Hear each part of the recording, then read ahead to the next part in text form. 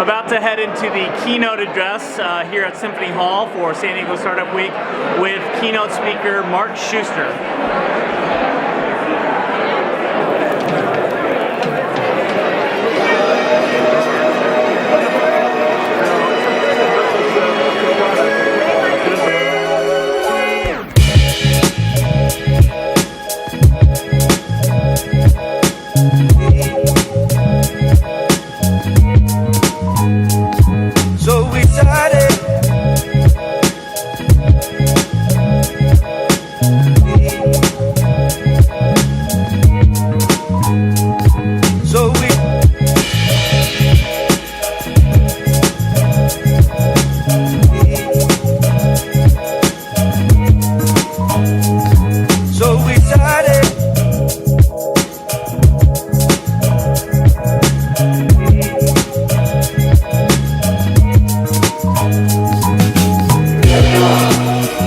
My analogy is, often in the earliest stages, if you don't overraise in capital, you either have the opportunity to correct or perhaps to take a different outcome.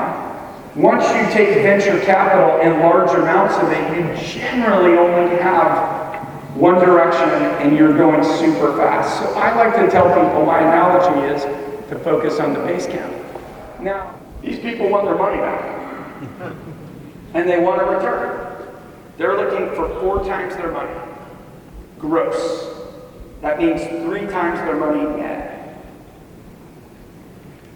Built on multi-billion-dollar exits. That's all VCs care about. Now, if I'm a seed stage fund and I've only raised $40 million, the math changes. But it only changes in terms of scale. They still need to own a lot of the company. You read all the time, $170 million exit. But I know VC math, so I know they got a ton of congratulations, but made bugger all money. So when you understand, if you're in the league of people who want to try to build a multi-billion-dollar company and everything that entails, if that's what you want, you're at least in the league for a venture capitalist to rate you $5 to $10 million. I'm going to recommend a book to you. It's the most profound book I read in the last 18 months. It's called The Accidental Superpower by Peter Zeihan. And what he does is he looks at demographics and topography. And he predicts what's going to happen in every major country in the world. And he outlines the reasons why. And in particular, he's an American, so he has a bias of that, but he believes America will continue to prosper for a lot of really well-argued reasons, but he believes the biggest beneficiary of that prosperity is going to be Mexico. Now, he wrote this before this election cycle, but I have confidence in you, the American people, not to be stupid.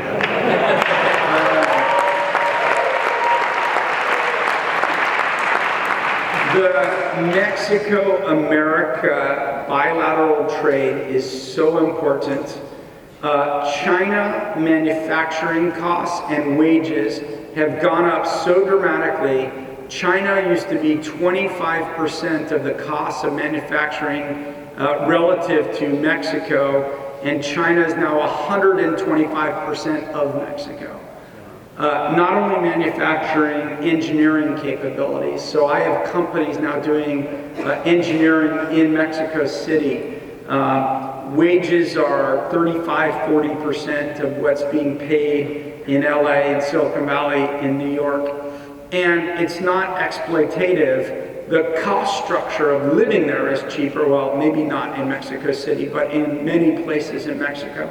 So I've seen many companies doing that. I funded a company that does all its back office in Colombia. And I think it is the major trend going forward. So people are slowing down their growth practices right now. What we have is an industry that right now is bloated. And it's bloated with too much pay for developers. And it's not that I'm anti-developers making money, it's a market, and I accept that it's a market. But what you had was Google, Salesforce, Facebook, and even second tier Yahoo, eBay, Slack, what's that? The company that, no, not, okay, Stripe. I was going to say the company that's taken over Palo Alto, Palantir. Bidding up prices to the point where kids graduating out of Stanford are making $1.50, like with relatively little experience. So the entry level engineering comp went up significantly. That made it harder for startups to hire people, so they had to raise more capital, take more dilution. And that's starting to unwind, but it's really, like, wages tend to be fairly sticky, and so they don't just unwind.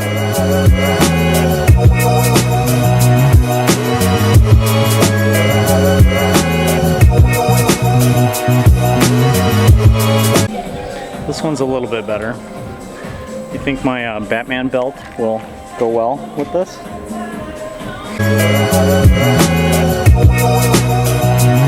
All right, I can't decide. What do you think of this suit right here? Really? Really? Okay, I trust you.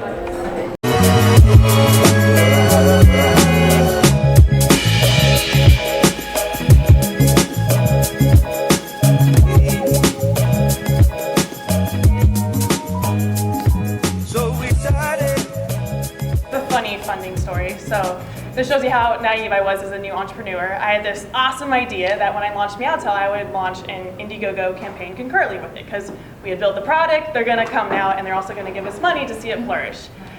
Totally wrong. That's not how it works. Our goal was 25,000. We only raised 7, and it came from a lot of family and friends and their family and friends. You know, I was down in the dumps for a while after that. I was like, nobody funded us. We're going to be a huge failure. Oh my gosh. But don't let that get to you. You know, it teaches you to be much more diligent with how you spend your money. It's forced us to be way more creative with the money that we did raise. And then it's just, you know, we're now forced to build a better product on a much smaller budget. So don't let that get in your way. Do not launch a crowdfunding campaign right when you launch, unless you're really well networked. That goes back to my networking comment. But yeah, it's just take it in all with stride, and it's great learning. You need to have all the answers. I didn't major in business. I've never started a business before, but I did it. And it's just because I did the research. I was passionate about it. I asked people around me. And so just having that confidence in yourself that I don't need to have all the answers, but I can do it, will push you through. And so just knowing that you're stronger than you may think you are. Yeah. Awesome. Totally. I agree with everything that's been said. And I also think that we need to set the example for all future women leaders. And a lot of us have mentors and advisors and have received a ton of help. So make sure that we're paying it forward as we succeed and move higher and higher up. And yeah, just don't be afraid to let go. Like if you told me a year ago after I quit my corporate job that I would be sitting in this room today, I'd be like, nah, you're totally crazy. I don't believe you. But you just don't realize your potential until you let go of what makes you unhappy and just go pursue what will make you happy. And there's so many resources for women. Hera Hub is one, and there is so many Connect, this place. There is so many resources. So we as women do not need to feel that we are disadvantaged, because there is so many resources that we have. It's just a matter of if you have the drive to overcome those problems, because problems exist whether you're a woman, whether you're in a relationship, whether you're a mother, it doesn't even matter. There are problems all the time. But we in this country have tremendous resources for women to help us to push to the next level. You just need to reach out to those who are willing to help you and support you. How did you initially go to acquire customers? And then as we talk about, since we've got some newer companies, how are you acquiring customers? So initially, the customers, I have two sets, right? One is the worker, and one is the employers that are businesses. So the workers were the harder one because they are not on the internet. You cannot really do pay-per-click, Facebook, none of that. So the way we did really traditional marketing, and we went grassroots into their neighborhoods.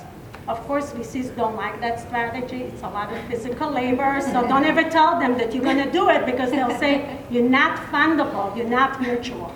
So that was one. But now we are going total social media because a lot of the Latino blue-collar workers are moving into the internet. The business changed a lot in the past 8-9 years. The employers are easy because I start connecting with, I was a member of San Diego Chamber of Commerce. I joined the hotel associations. So the big part, the Latino Chamber of Commerce. So the big part is to be where the gatekeepers are on networking organizations, so you can capture a few in a relatively very fast. And that's the way we acquire. We also use them as brainstorming for ideas, what worked, what didn't. We talked to the Sheraton and things like that. They gave us new ideas how they would like to see the application. So that's basically what we acquire. Perfect, awesome. Remy, how are you acquiring customers? So right now we're focused on the experts, the industry experts, and I just went to my network, and I know a lot of life coaches and authors and speakers and trainers and done multiple programs. So I just went into those communities and where they hang out, and it really is now on a referral basis. The great thing that happened for us was they started asking me, how much do you charge? And I went, you want to pay me? Okay. So I didn't think we were going to be able to do this part for a while, and so we created a membership model. And with the experts, you know, they're aspiring to be that next Tony Robbins or to be traveling or selling more books and speaking on stages, but they're really challenged on social media and marketing, and they're really behind the 8 ball on video. So for us, we're solving a really big problem for them because their business model is antiquated. They trade time for money, and you know, they get one of our psychologists, she's like, I've been praying for an opportunity like this because I can't take any more clients.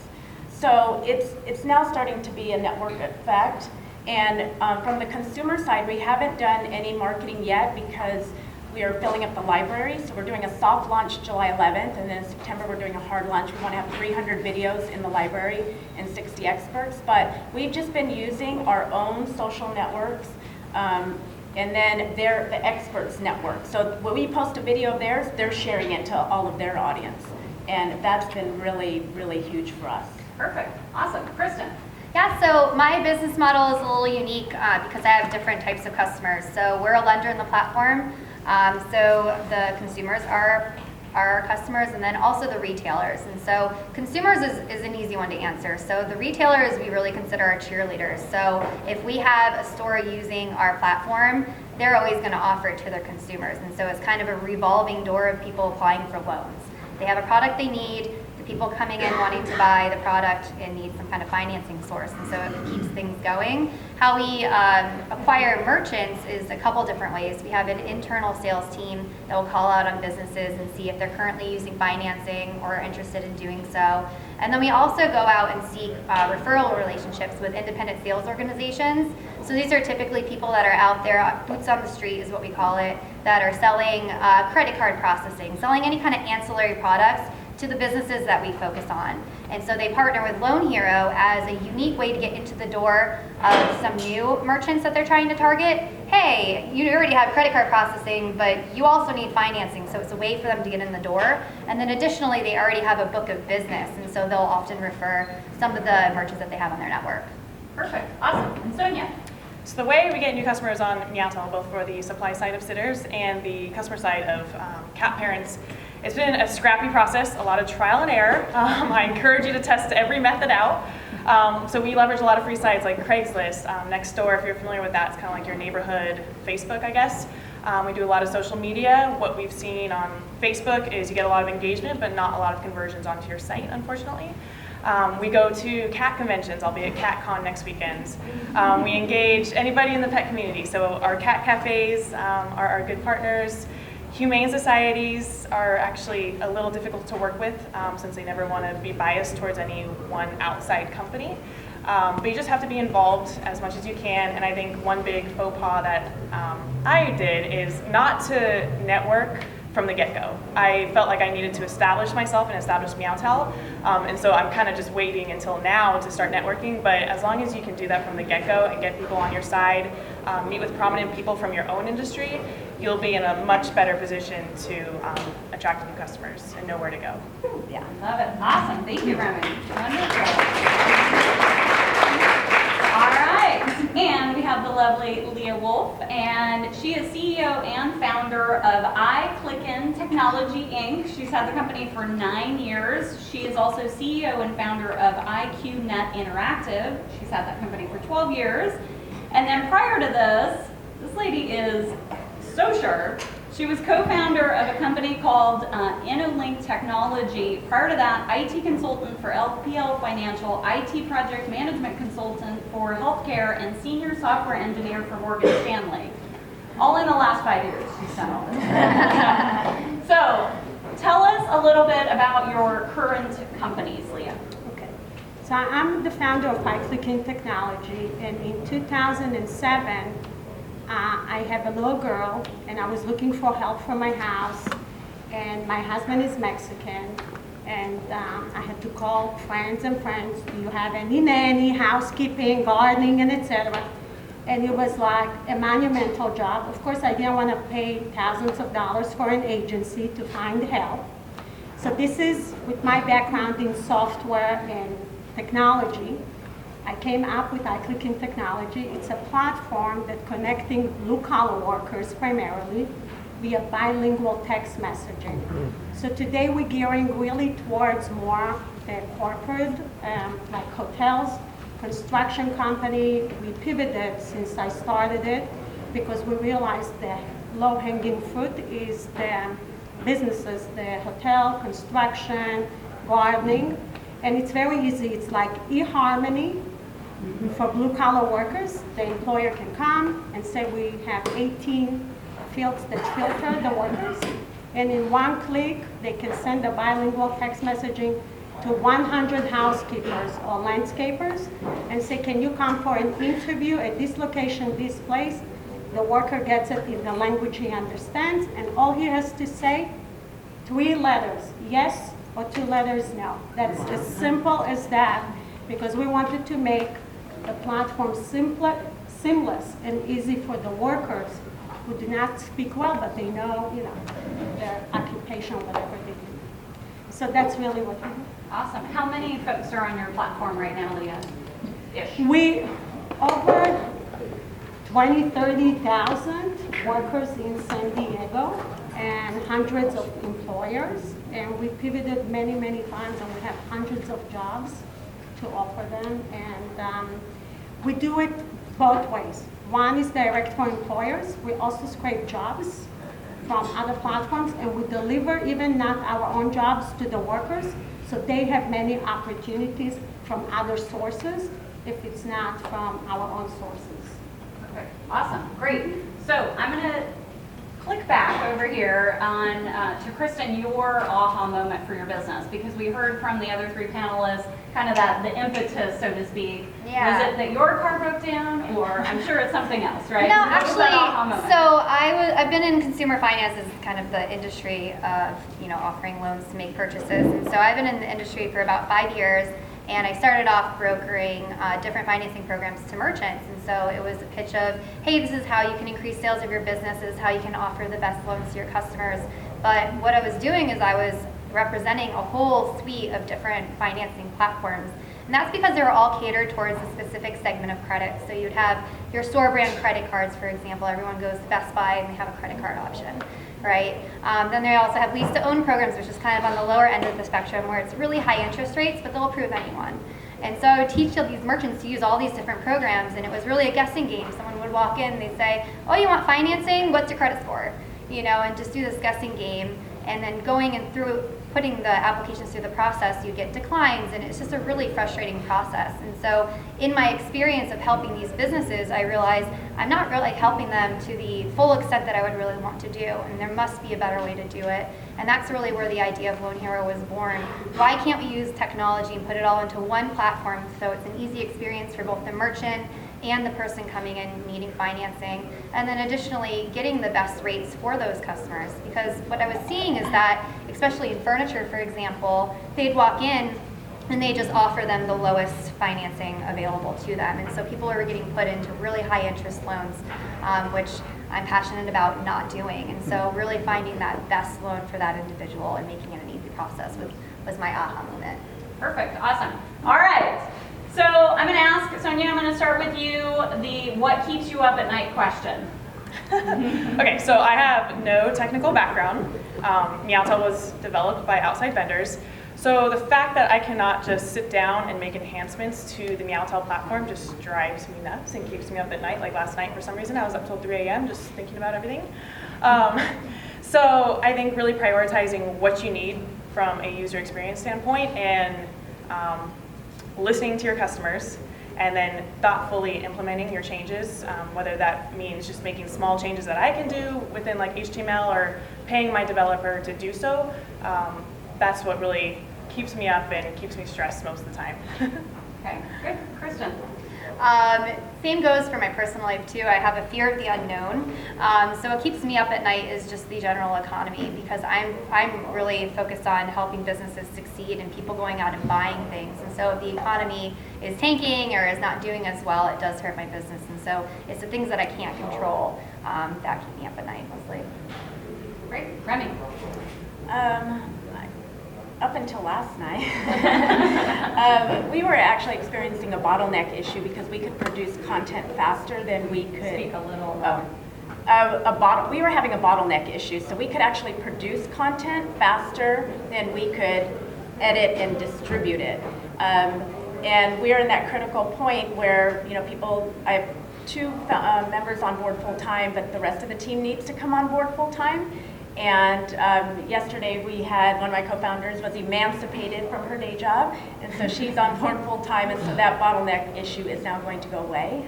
Super excited. But I think it's just, we've been bootstrapping it, and we raised some money from friends and family and getting ready to go, do a bigger round. And it's just really the process, right? That everything takes longer than what you realize it's going to take, and when you have a limited amount of funds, and when you have, it's the chicken or the egg game constantly. Okay, we need to get this done, and it costs this much, but we need to do this too. And so, what do you do? How do you do it? Good. Okay, Leah. So I feel the same like Sonia. Even though I have a technology background in the software, I have a team that works overseas, and I outsource it because of limited resources. Even if you have money to pay, I often feel the communication between people overseas and here takes everything a long time. The time zone is different, and it's really everything kind of frustrating. At the end, I come in terms with myself. All this process will take long as I keep focus on the goal and the long term. It kind of eases my pain because I had been at it for so long. It just doesn't bother me. And the same conversation went with the designer in New York. He says, Leah, it takes me, it's going to take me another month. I said, Brendan, whatever it's going to take, I'm not folding the business tomorrow. So let it go even one more month, because after a while you get used to things being delayed. So, yeah. Doesn't keep me awake anymore. I sleep that on a few months. Okay. Always Perfect.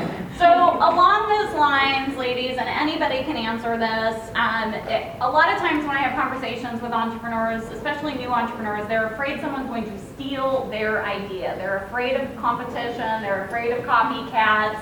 Have any of you experienced that in any way? And if so, how did you handle it? Oh yeah, I've dealt with it more than I'd like to admit. At first it really bothered me. You spend all this time, all of your energy, it's your brainchild, you have this close feeling with what you've put up, and then to have someone kind of take that and do something that's very similar, maybe someone posing as a partner just to get some intel from you, it kind of hurts your ego a little bit. And so over time I've learned to really treat that as positive, right? They wouldn't copy you if it was a bad idea. Flattery, right? They wouldn't copy you if it was actually working. And so now it really energizes me. If I hear that someone copied me, I'm thinking, how can I make my product better? And so it keeps me on my toes. It's always, don't stay complacent in what you're doing. Always think to the future. How can I make it better? How can I stand out? And how can I continue to deliver value to my customers?